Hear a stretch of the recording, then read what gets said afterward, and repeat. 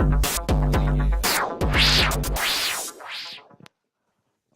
hello world, hello early birds. So I'm trying to present today time traveling for x86. So I'm Fred Marmond, I'm working on Tetran, and the product is REVEN Axion. It's somewhat commercial talk, but in fact it's, let's see it at a state of the art, so you have a vision of what is using, what tool can be used for this. Reversers and fuzzers have some problems, especially if you have a bug and you want to time travel to see where the bug comes from. If you have some things that are highly obfuscated, and I have some anti-debug tricks. If you are things that are very random, etc. And so developers have the same problems in other boundaries. We see that current state of static analysis and dynamic approach are great, but not enough. So we propose something else that will help to cover the whole perimeter. I have some screenshots because the product is huge and it will be easier. This is a timeline, so you can, in fact, record the trace in the hardware level in a hypervisor. Then we can replay the trace. Oh,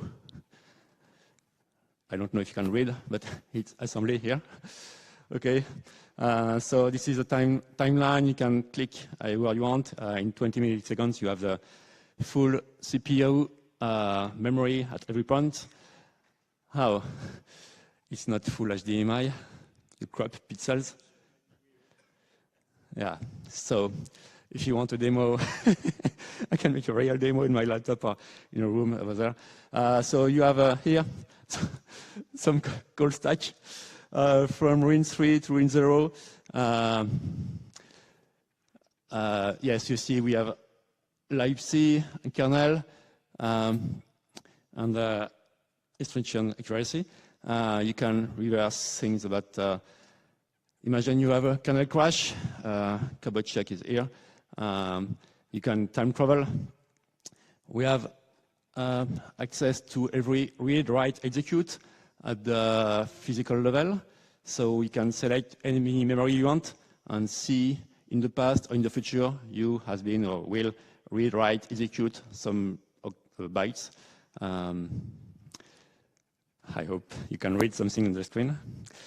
Of course, we have data centers, so you can select some register, memory, whatever, and see where it comes from or what will be used later. So you can paint the data and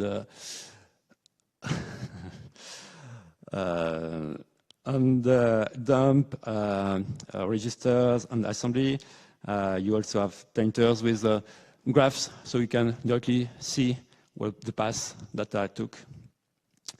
Of course, you can see the frame buffer computed by your simulator. And we integrate with other tools, IDA, Wireshark, GDB, volatility, KD, etc. For example, here we have from the trace record in the hypervisor level, we generate pickup in Wireshark. Then you can click in the trace, in the network trace, and it will synchronize in the CPU trace because we see DMA, IRQ, PCI access. So you can synchronize things. If I have time, I can show you a demo, live demo. Yeah. So, yes, you can read things. This is a record of, this one is BSOD. This is a kernel bug found by Joru last year. As you can see, I can click and time travel in time. So we have, I should have took my mouse.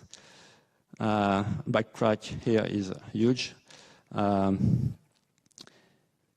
You can see that I have the CPU at every point.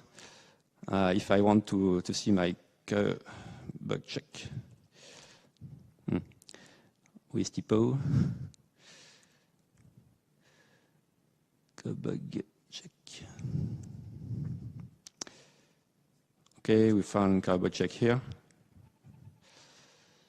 I can go to bug check and find the code here says that there is a stack cookie kernel overwrite. I can go backward in time. This is every instruction executed by the CPU, so it's linear in time. It's not static, like I used to see in IDEA. So I can go backward and select my, for example, my cookie, turn backward to see where I come from. Okay, so we highlight. I can also tent graph, the same thing. So I can easily see where my cookie come from. And there, you see it's a BP, I don't care, so I can fold this path and follow my data. And in fact, in a full demo, I can go from the kernel crash up to the origin of the bug in the user space. So go back to I can do this, in fact, if I have time. So I follow my memory. This is a crash came from, okay, so this is the moves. Here we see, I go back in time. I was here, now I'm here in time. And at this point I have a move. And if I dump the memory, this move is the original font file with where I see my tainted data from the kernel crash. So you see in perhaps 10 seconds, I found the origin of the crash in my, and I have the full path of the crash between my font file to the kernel crash. So it's time traveling. Of course, I can show the frame buffer that is computed by a simulator. First, I install the font, I click to enter, and I record the trace from this point. And then there is the combo bytes disappear, and the crash comes here. And I can see afterwards all the, if I hide my window, I can find things about, for example, VGA, because when you have the blue screen, in fact, kernel mods can go to the very old VGA mode with 4 bits plain. And so this is all the VGA accesses. If I had time for a second demo. This is a network trace. Okay. So I'm starting my trace when I hit enter on my URL here. And by the end of the trace, we have loaded the page. And if I want to see network accesses, device Ethernet card,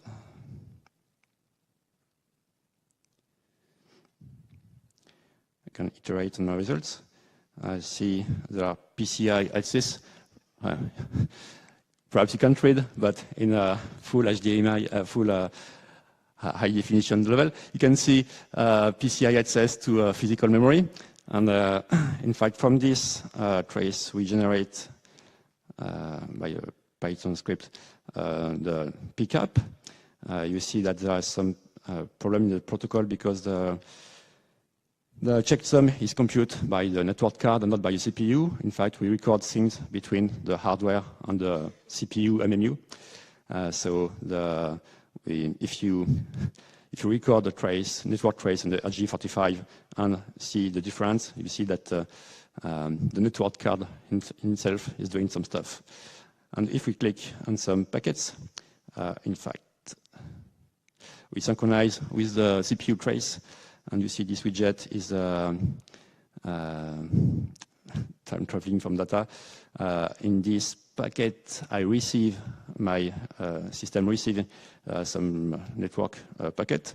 So the network card receives the packet, write by DMA to the memory. So this is a PCI write to the memory, and then I can time travel and see where the system will read those memory. And we see that is if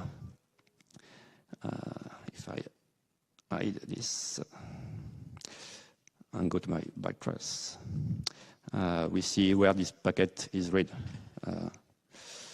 And we have, of course, IRQ, so timers, network, page fault, etc. So we can go to the under page fault and see by the end of the page fault the I rate that will go back to the wire that interrupt.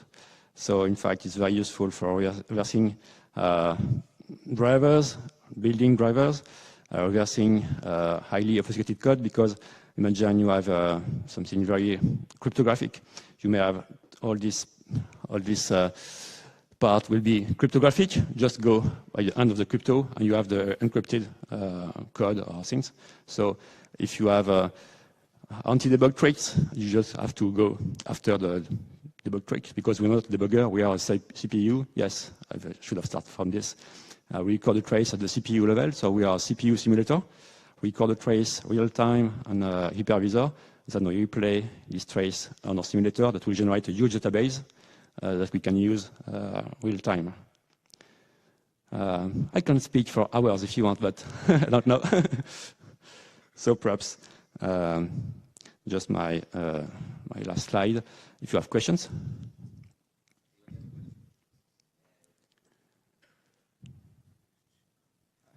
I'm sorry, speak slowly because my English is terrible.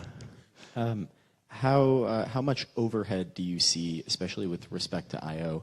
And I guess how much data does this generate as it's running? It depends of what we're recording. In fact, when we record, we are at the hypervisor, and we have a slowdown of system from 5 to 10%. So you can, play a movie, move the mouse, etc. The recording itself is very lightweight. Then there is a huge offline processing to generate the database in our simulator. And it may take seconds, minutes, hours, days, but it's offline. So, for example, if you plug a product behind your fuzzer, you have automatic fuzzer that finds things. The recording and the processing is automated, so it's offline. Maybe you don't know it's working, and then you come in the morning and see the projects that are ready to reverse. So it saves time to people who work with fuzzers. And the average of the database size depends on the I/O. If you have heap string, you are writing a lot of things in the memory. So the database will be huge because we track everything.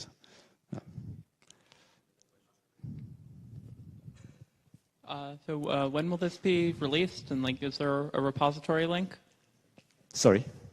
So when will this be released? Sorry. Yeah. When is this being released? Are you releasing this open source, or are you going to release this? In fact, it's used for years by clients, which are many governments, and we are today starting to advertise civilian companies. It's a commercial product because it's 8 years R&D for 10 engineers. We are a small team, but I think everybody knows that engineers have to be paid by the end of the month. And we'd like to be open source, but for now we have not found a business model for open sourcing. So it's a commercial product. And yes, we have, it's documented, commercially support, and we have a strong R&D and strong QA, quality assurance. So it's a quite reliable product and not a proof of concept, open source, and do it by your own. So it's something usable for people who want to have the benefits and don't have time to play with things. Yeah. Do you support SMM execution and to be able to get a SMM trace? Not yet. Okay. Yeah. For now, we are at the hypervisor level and we don't support VMX. So you can't see for now the hypervisor inside this and not the SMM. So we are down to ring 0. Yeah.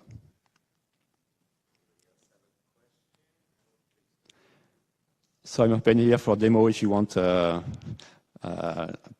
play with the tool. There is a room over there. Yeah. Thank you.